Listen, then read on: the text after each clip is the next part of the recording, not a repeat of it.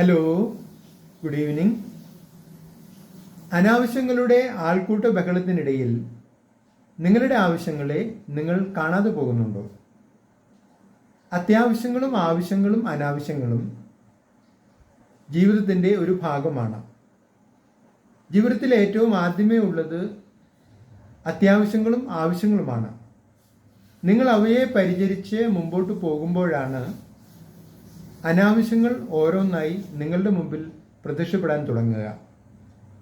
ആദ്യമൊക്കെ നിങ്ങൾ അവയെ അവഗണിക്കുമെങ്കിലും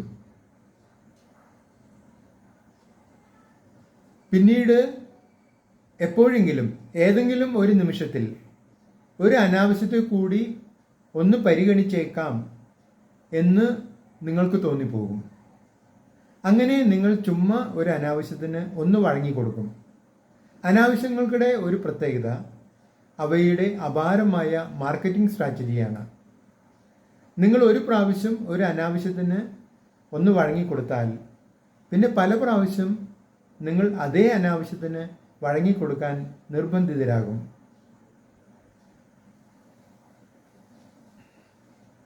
അങ്ങനെ നിങ്ങൾ പല പ്രാവശ്യം അതേ അനാവശ്യത്തിന് വഴങ്ങിക്കൊടുക്കുമ്പോഴേക്കും ആ അനാവശ്യം നിങ്ങളുടെ ആവശ്യമായി മാറിയിട്ടുണ്ടാകും.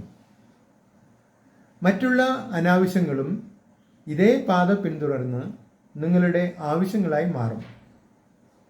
എന്നാൽ യഥാർത്ഥ ആവശ്യങ്ങൾക്ക് ഈ മാർക്കറ്റിംഗ് സ്ട്രാറ്റജി ഒന്നും അറിയാത്തതുകൊണ്ട് നിങ്ങൾ പലപ്പോഴും അവയെ കാണാതെ പോകുന്നു.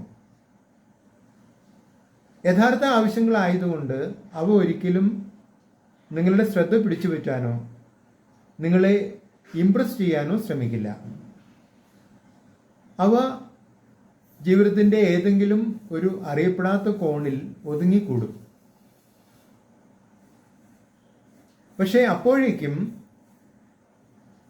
ആവശ്യങ്ങളായി മാറിയ അനാവശ്യങ്ങളെല്ലാം കൂടി ചേർന്ന് നിങ്ങളുടെ ജീവിതത്തിൻ്റെ നിയന്ത്രണം ഏറ്റെടുക്കും.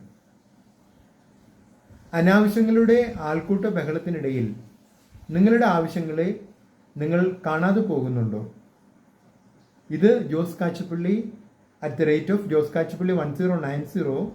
നിങ്ങൾ ഈ ചാനൽ ഇഷ്ടപ്പെടുന്നുണ്ടെങ്കിൽ ലൈക്ക് ചെയ്യുക, സബ്സ്ക്രൈബ് ചെയ്യുക, മറ്റുള്ളവർക്ക് റെക്കമെൻഡ് ചെയ്യുക.